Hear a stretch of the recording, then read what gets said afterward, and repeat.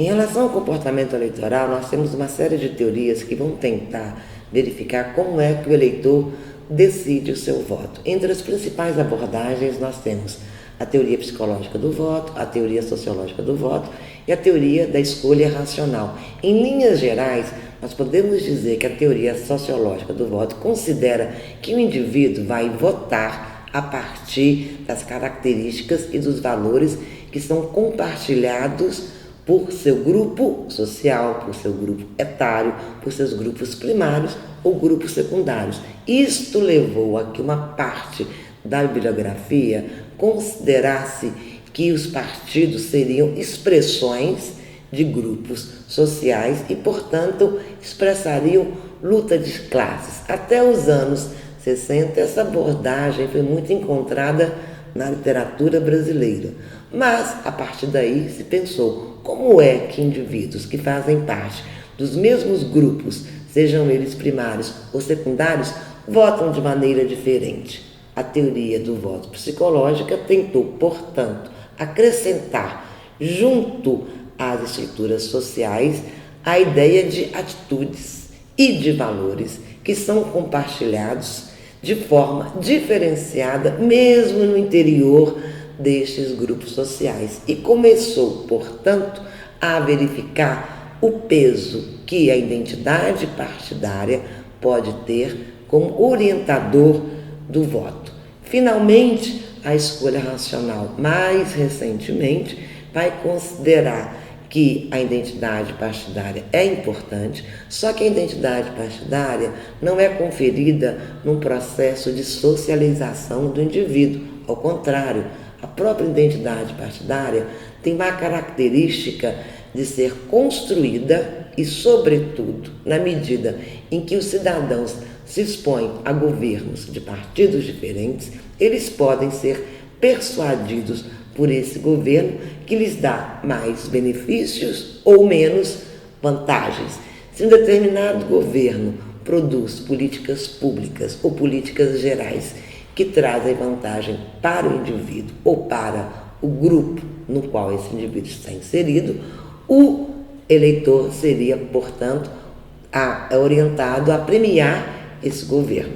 Se o poder público, as políticas públicas ou outras características do governo não são bem desempenhadas, o eleitor tenderia, portanto, a castigar.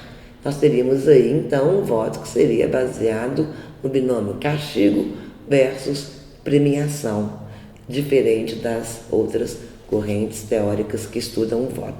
Em segundo lugar, seria importante verificar quais são os traços que mais marcaram o comportamento eleitoral do brasileiro nessas eleições. Em primeiro lugar, partidos políticos foram relevantes, sim, nessas eleições.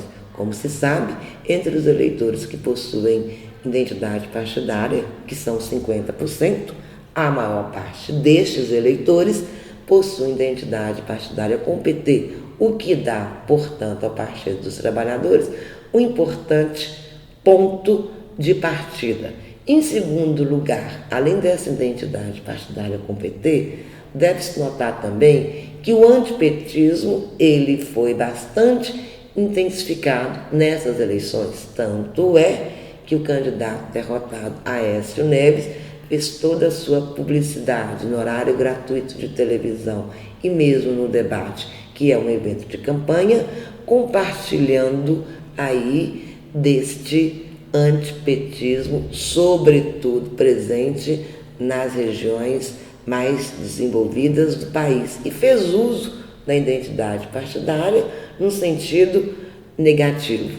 Segundo lugar, nós observamos nessas eleições também um voto que é pode ser explicado dentro da teoria da escolha racional. O eleitor votou premiando, no caso, o incumbente que tentava a reeleição, premiando a partir de políticas públicas que foram desencadeadas pelo partido no governo ao longo desses 12 anos. O que se coloca, portanto, outra questão muito relevante, além do voto partidário versus o voto contra um partido, além de uma decisão pragmática, no qual o eleitor calculou entre as vantagens que lhes teriam sido trazidas por esse governo, um terceiro elemento, a importância e a relevância da classe C. Sabe-se que nos 12 últimos anos houve uma expansão muito grande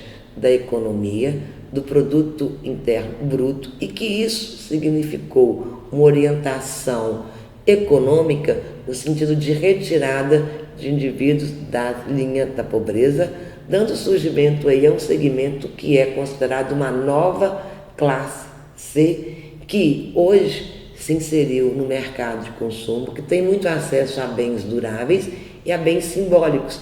A presença dessa classe C foi fundamental, uma vez que pela primeira vez pode ser testada a possibilidade dessa classe recompensar, de um lado, as políticas públicas e, portanto, dar um voto que chamamos de gratidão, ou, de outro lado, a pergunta é se essa nova classe C seria traída por uma pauta mais voltada para o empreendedorismo e para a meritocracia. Ambas as campanhas, tanto da presidente eleita Dilma quanto do seu principal opositor, dialogaram com essa nova classe C. A campanha da presidente reeleita no sentido de mostrar a qualidade e a quantidade de obras que foram feitas e que poderiam beneficiar essa classe C, e o candidato da oposição tentando trazer a discussão para a questão do mérito, que essa mobilidade social que formou essa nova classe C teria como base a meritocracia.